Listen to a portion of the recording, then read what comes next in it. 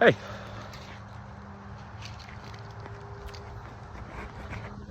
No, everything is not your fault.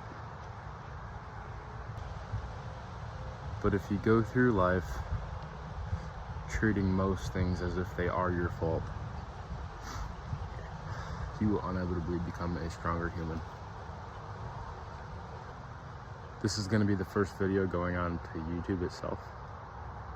This isn't the first time I've recorded though. It feels good to do this. I don't always feel like doing this, but when I do, it feels really good afterwards, because when I feel like it, I do a good job. I'm going to give you some advice in this video. I'm going to try to make it as uncut as possible. Obviously, a couple of these first parts are going to need to be cut because you don't want to hear all that bullshit. But basically, you need to start treating most situations like they are your fault. You need to start treating most things that are bad, that have happened that are bad to you, as your fault, and you will grow stronger from this. And here's how. Number one, you need to start treating most situations like they are your fault. You cannot place blame on everybody else. You need to take accountability in this world if you ever want to get better, if you want to be the best, if you want to trump everyone. You also need to learn how to learn something from a bad situation. You need to have the skill of looking at a bad situation and trying to take something out of it. Don't take a bad situation.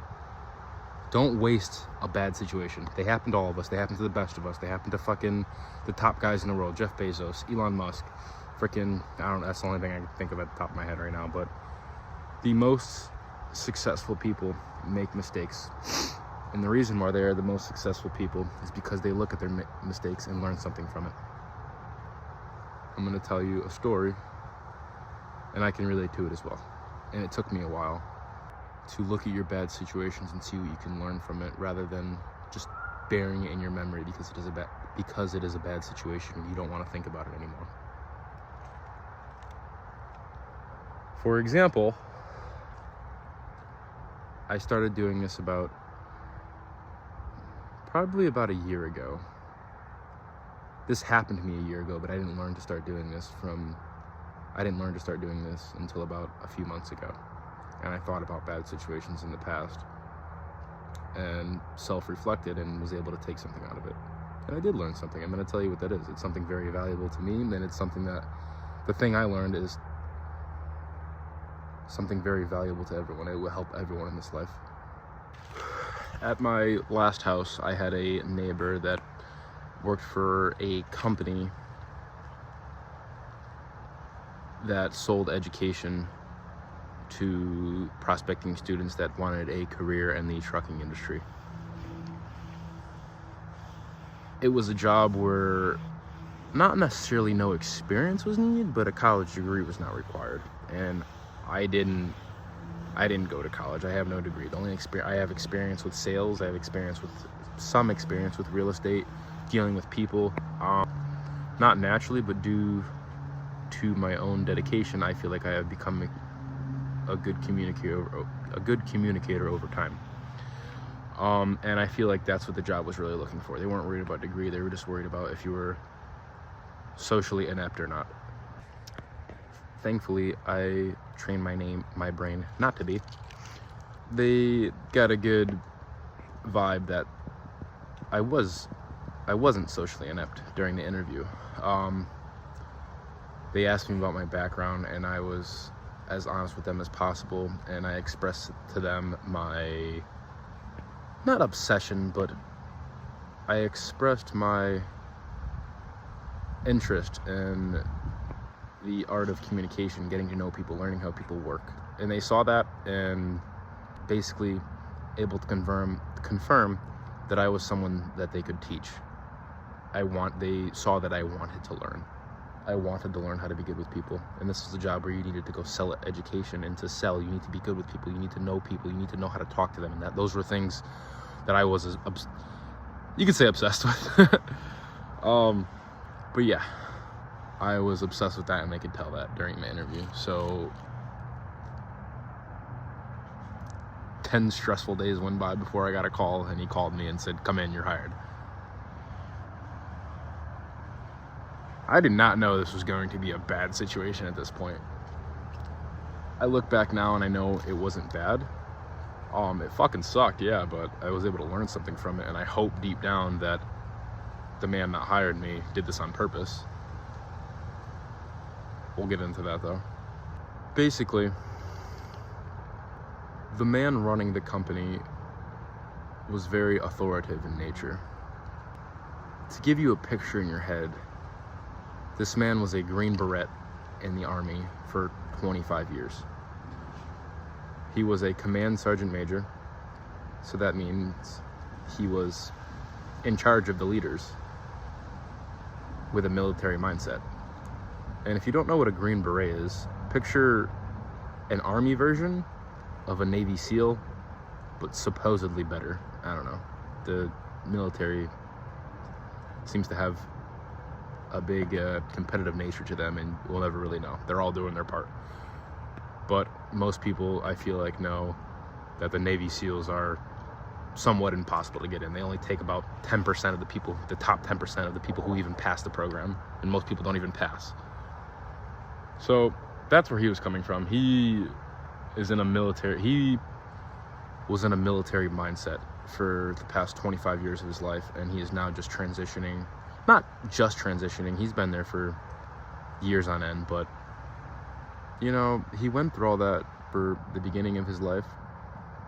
Definitely morphed his brain and shaped his behaviors and thought process and styles in the military.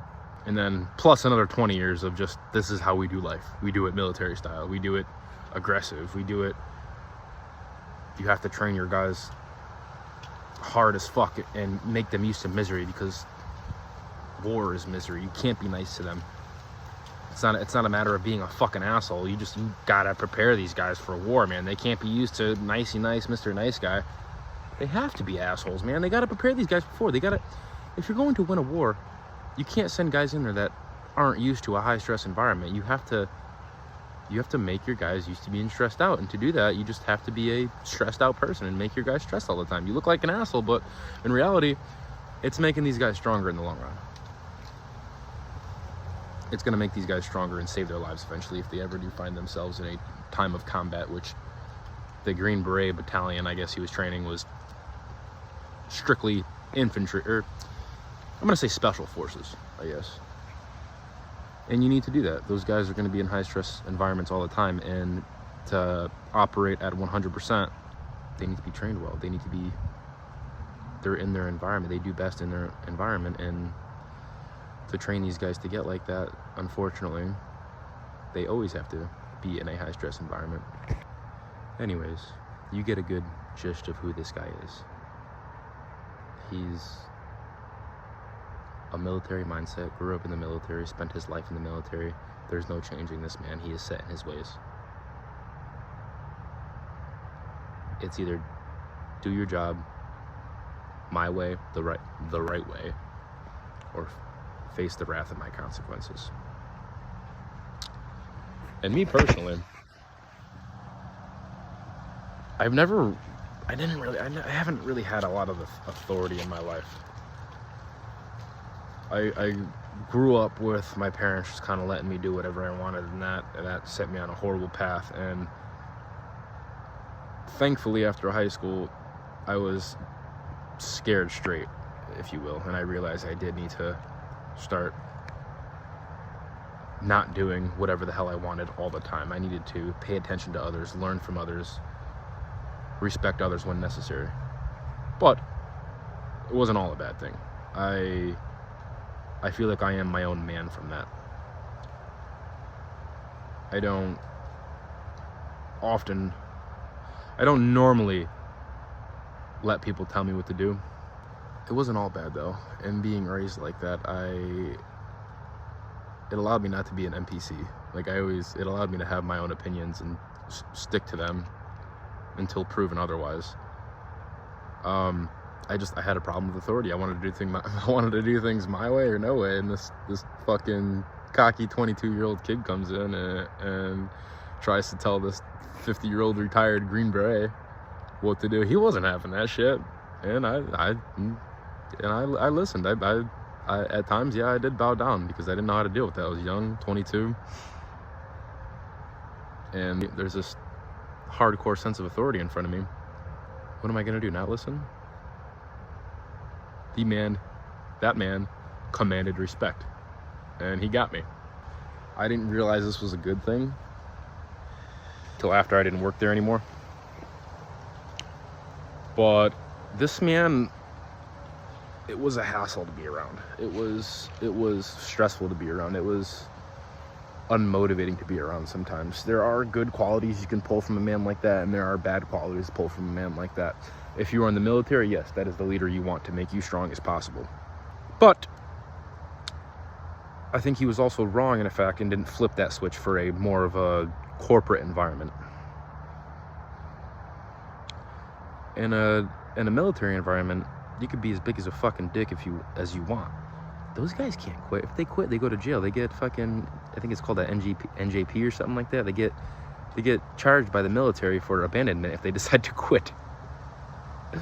In a corporate lifestyle, people fucking leave. You can leave whenever the fuck you want to. You can take your lunch and never come back. They won't fucking call you. They'll know what's up.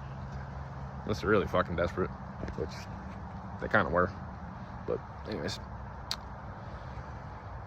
the guy running the place didn't flip that switch from military to civilian. So his authoritative style of leading and teaching doesn't necessarily apply in the, I don't want to say real world because the military is a real world, the civilian world, I should say.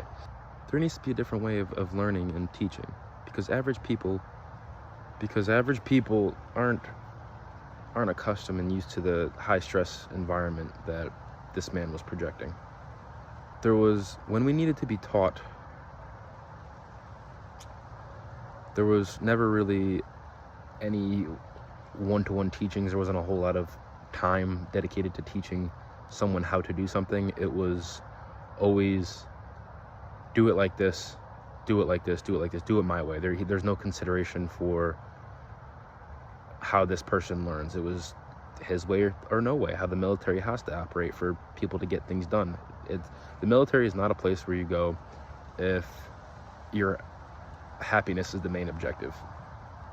Winning the war, winning the battle is the main objective. At this job, impossible standards were set. Delusional standards were set.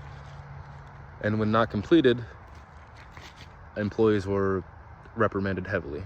Talked down to where they should not have been talked down to in front of other colleagues when it should have been done in private. And if any opinions were to be voiced, the authoritative figure would shut them down immediately and not let them put their 2 cents in. In him doing this, it caused retention rate to plummet. There were 4 branches of this company. And the one I was at was just so happened to be doing the worst. And what else is another coincidence about this company? Everyone here at this company on the sales force had less than a year of experience, and all the other companies' sales force have guys that have been with the company for 5 to 10 years. They cannot keep anyone. They could not keep anyone at this company. No one wanted to stay. No one wanted to stay. No one felt welcome. And that's because the leader was in a authoritative mindset and didn't have a civilian mindset, didn't know how to keep civilians around. In a civilian environment, people need to be respected. People need to feel that they are important. People need to feel that they are doing a good job, or it is not going to work out. The company was suffering because of the authoritative figure in charge that didn't know how to command civilian people. That's it. He made it a miserable workplace, a miserable environment. Going back to the beginning of this video, what it should be about, how I said everything should be your fault even when it's not, and why you should look at a bad situation and try and get something out of it, try and learn something from it. And I did. I hated this man for a while. One, because he was disrespectful. He treated people like shite. was not a nice dude, didn't teach well, was a bad teacher, and I didn't like him for it, and he made me feel like shit, made me feel like a loser. And later on, when I thought about this, I realized that's not the case. I like to believe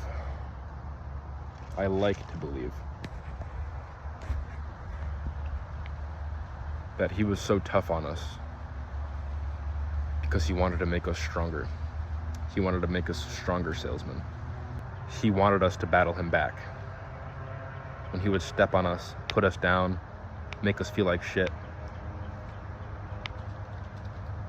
he wanted us to just be like, fuck that, I'm not shit, and just defend yourself, talk back. Be the man, be the one leading the conversation, be the man in charge, be the one commanding the respect. Because the salesman needs to command respect. The prospect, the person you're selling to, 99% of the time is going to go with the guy who they respect and who they trust. They can't have weak people in there that aren't good at confrontation. Sales is essentially a battle of verbiage. And if the salesman wins that conversation, he wins the sale. He has the trust of that prospect. If the prospect wins that conversation, he's not going to have the respect of the salesman. He's not going to want to buy from the guy that he's not confident in. He's going to go find someone else that can talk him into it. He was making us strong, and it did make me strong, and I didn't realize this until a few months after I wasn't working there anymore. It made me not put up with people's bullshit. The shit he would say to us was so out there and so ridiculous. It was full of impossible standards and things that didn't make sense. I wasn't naturally I didn't want confrontation, but I realized you need to be good at confrontation. You need to be good at confrontation to be good at sales. I didn't want confrontation before. I tried to avoid confrontation. And he was making me have a confrontation every day so I would get good at it, and I didn't realize that. At least that's what I like to believe he was doing. After that job, I was just more ballsy. After I didn't work there anymore, I was more ballsy to voice my opinion. I was more quick to defend myself if someone said I was wrong or had a different idea than me. It made me defensive. You have to be offensive and defensive in this life to be successful. And that's why I've said time and time again, or I tell people, sales is more than just selling something to a prospect. It is a life skill. It is a confidence booster.